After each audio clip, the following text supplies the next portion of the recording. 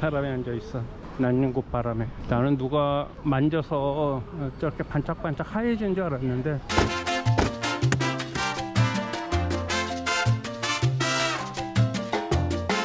안녕하십니까, CW 연민학입니다. 충칭에서 아침을 먹겠습니다. 가격이 7에서 24까지 1,400원에서 5,000원 사이의 가격.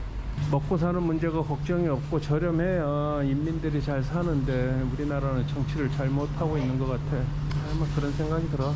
나도 일리 가고 싶다. 근데 이건 아닌 것 같아. 안녕하십니까, CW 연민학입니다. 저는 충칭에 있습니다. 이쪽으로 안 가면 어떻게 가느냐, 이 아래로 계단으로 내려가야 돼요. 충칭은 산에 도시가 들어섰기 때문에 계단과 엘리베이터, 그죠? 엘리베이터 있죠, 여기 엄청 많습니다. 평지가 없어요. 거의 앞에 보이는 강은 장강입니다. 마치 레고랜드처럼 이 도시가 입체적으로 돼 있어요. 충칭에 대한 첫인상 매우 흡족합니다. 저는 오늘 대한민국 임시정부 충칭정부 있었던 곳을 찾아갑니다. 충칭은 국민정부의 임시수도였죠. 전시수도였고, 전시라고 하면 뜬금없이 또 전쟁 이야기가 나오는데, 중일전쟁 때 1937년 일본이 본격적으로 만주에서 서식하다가 중국 본토를 침략하게 되죠. 그래서 일본군한테 내쫓기어 베이징 점령당하고 상하이에서 엄청난 소모전을 펼쳐요. 일본이 상하이 점령할 때 뭐 2주? 1주면은 점령할 것으로 예상을 했는데 한 달 이상을 버티죠. 그에 대한 분풀이를 난징에 가서 해버리죠. 난징 대학살이 바로 그것입니다. 난징에는 그 당시 국민정부의 수도가 있었던 곳, 장제스는 그 수도를 잃고 이 충칭까지 도망와서 이곳이 피난정부가 되는 것이죠. 국민정부가 이곳으로 도망왔을 때 난징에서 우리 조선의용대 김원봉을 비롯해서 장제스의 지원을 받아서 우리도 조선의용대를 병력을 키워가고 있었죠. 난징에서 충칭으로 국민정부가 이동할 때 난징에 있었던 우리 독립군들은 두 파로 나뉘어집니다. 한쪽은 충칭으로 가자, 장제스를 따라가자. 또 한 판은 예난으로 가자. 당시 국공합작 시기였기 때문에 국민당과 공산당이 한 편을 먹고 있었죠. 합작을 통해서 항의를 전개하고 있었기 때문에 나무가 나무 뿌리가 벽에 박혔어. 이렇게 뭐 이런 나무가 다 있지? 벽이라고 완벽하게, 그지? 제가 충칭 한 10분 걸었는데 평지보다 언덕이나 계단이 더 많은 도시 같아요. 지금 걷고 있는 거리도 약간은 지금 오르막길입니다. 어디서 읽은 것 같아. 과거에 중국은 자전거를 많이 타기로 유명했던 나라 아닙니까? 충칭은 거의 불가능했다고 하네요. 아니, 계단이 있고 언덕길인데 어떻게 자전거를 타겠습니까? 이 성하고 현대 건축물하고 절묘하게 조화를 이룬 각도입니다. 통원문이라고 되어 있나?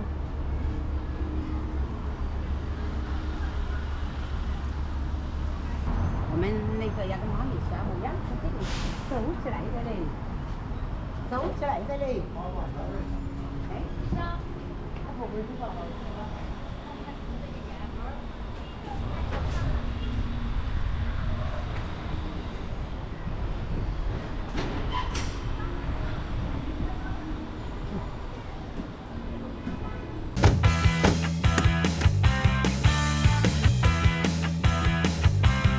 대로변에서 골목길로 꺾였습니다. 충칭정부 들어가는 길목이고요.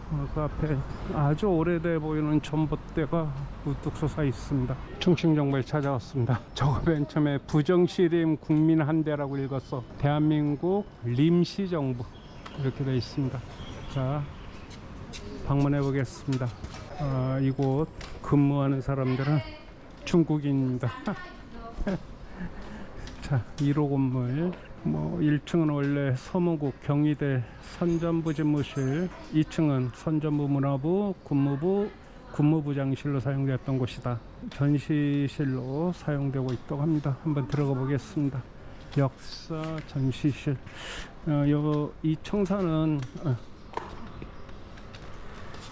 장제스 국민당 정부에 의해서 뭐 청사를 마련해 준 것이죠. 대한민국 임시정부 수반이었던 김민구 선생의 흉상이 이렇게 충칭정부 정문에 태극기를 배경으로 서 있습니다. 자, 임시정부 요원들이 이렇게 사진에 있습니다. 제일 왼쪽에 이분 조소왕 선생입니다. 삼민주의를 내세우셨죠. 그리고 그 삼민주의가 우리 건국헌법에도 반영이 됩니다. 그리고 그 앞에 이분 이시영 선생님이라고 소개되어 있습니다. 김규식 선생, 다 아다시피 김구 선생이고요. 홍진 선생, 그리고 유동열 선생님, 신익희 선생, 막 이렇게 소개되어 있습니다. 요 사진들, 이 모습을 보면 1938년 2월부터 1944년 12월까지 일본은 거의 6년 10개월 동안 충칭에 아주 무차별 폭격을 실시했습니다.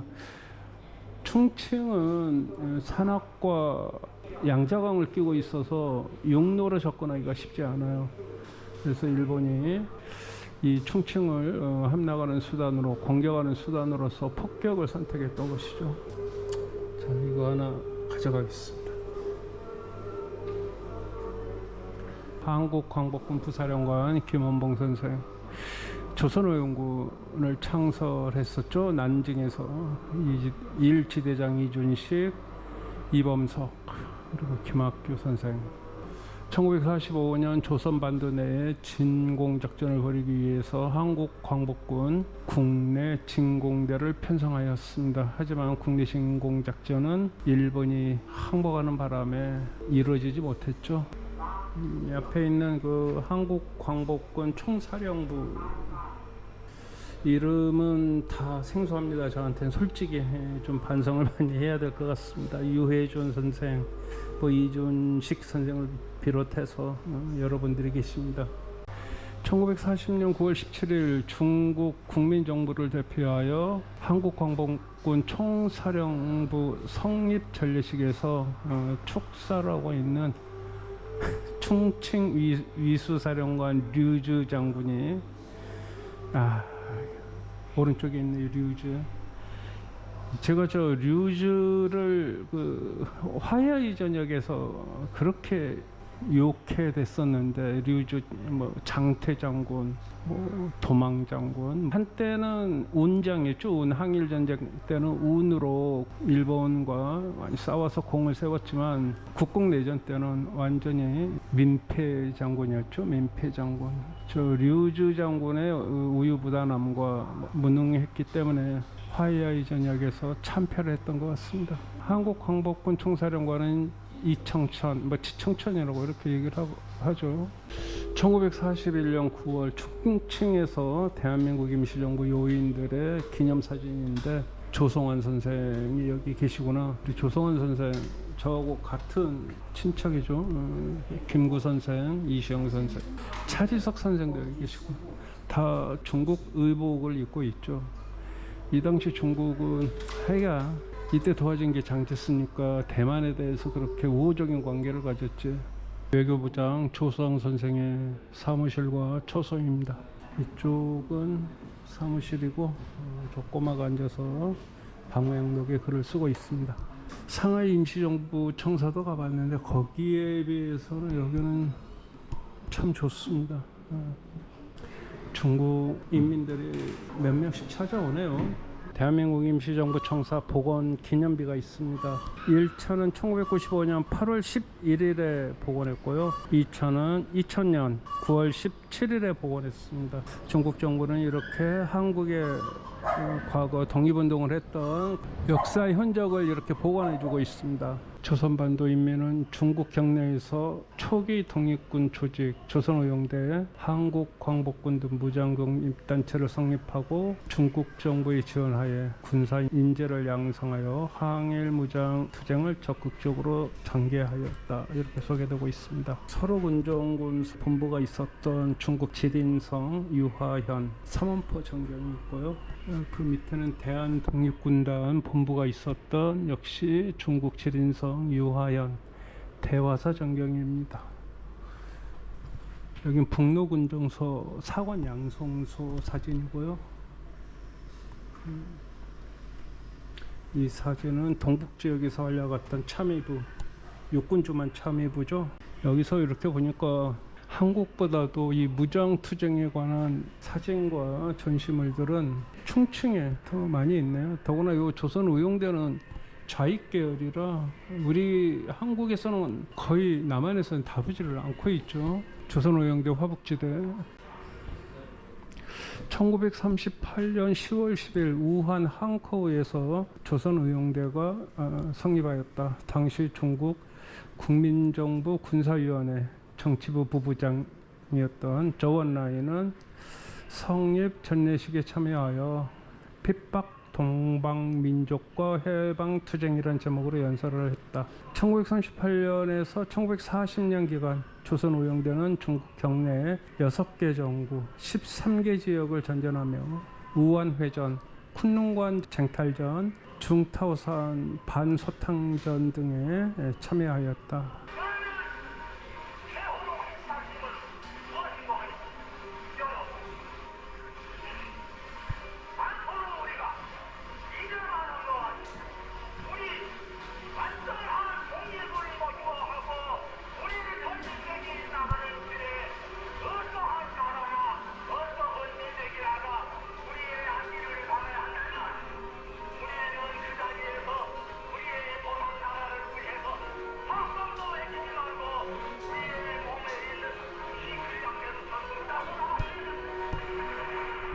저 다리 불편한 중국인 꼬마 여자애도 이곳을 찾아와서 꼼꼼하게 아빠의 설명을 듣고 있습니다.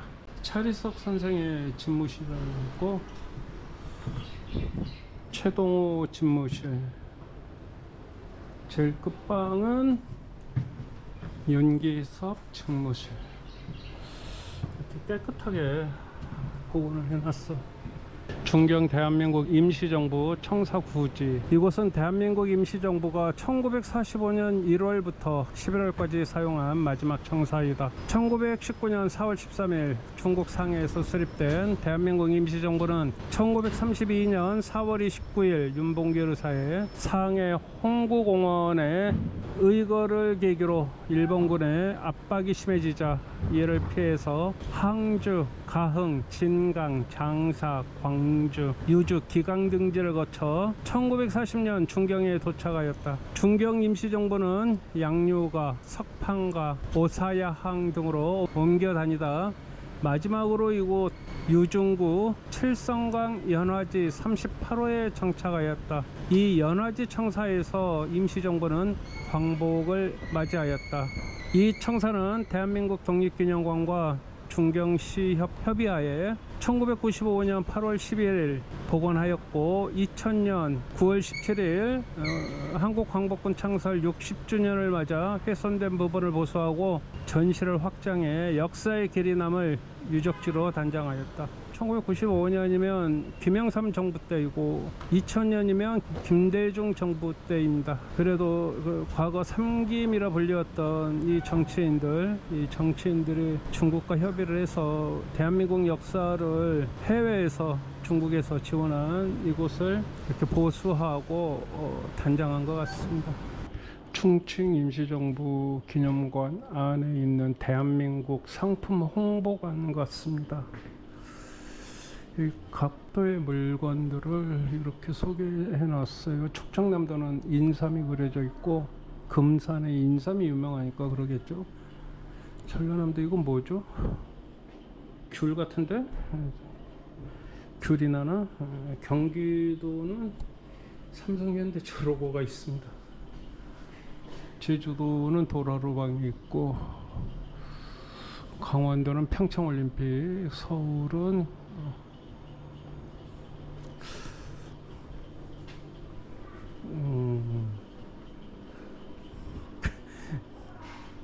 예, 한국에 없는 음식들이 이렇게 막 쌓여 있네요. 여기 그냥 파는 것 같고, 오, 화요가 있다.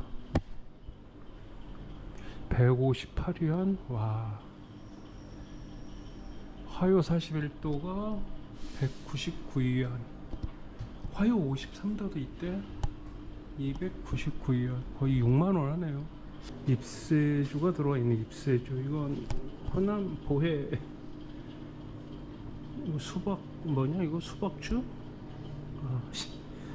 이런 술은 한국에 없는 것 같은데. 오빠라는 술도 그렇고. 꿀꺽.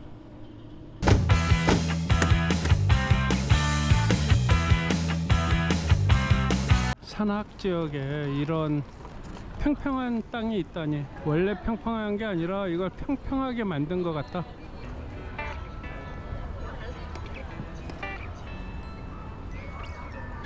여기 보면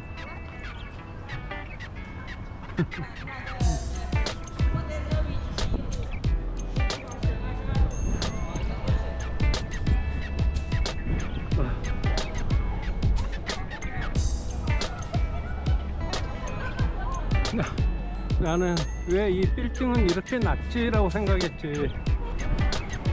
평지가 아니라 옥상이었어. 건물. 여기가 평지인 줄 알았는데 건물 옥상이잖아. 그지? 와, 오금이 저린다. 오금이 어지럽다. 어지러워. 그러니까 지금 내가 걷고 있는 이게 넓다란 광장이잖아. 광장이 아니라 건물의 옥상이야. 이거 한 30층 되는 건물의 옥상이야 지금. 아주 충칭은 지형이 너무 재밌다. 깜짝 놀라게 하는 그런 지형들, 의외의 지형들이 많아. 이 건물 옥상을 이렇게 연결해서 다 개방하고 있어.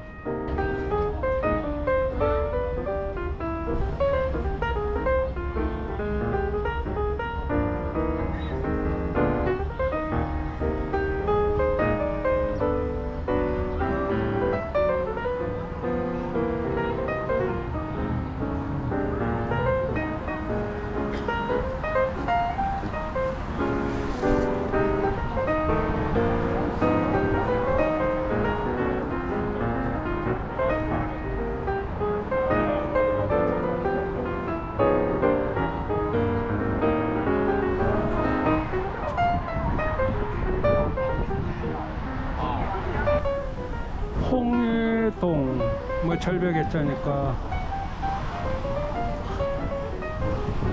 여기가 그 야경으로 유명한 그 장소인 것 같다. 나는 좀 일찍 와서 또 오다 보니까 여기까지 왔는데 야경은 여기 반드시 좀 보고 싶은데 시간이 해가 떨어지려면 많이 남았어.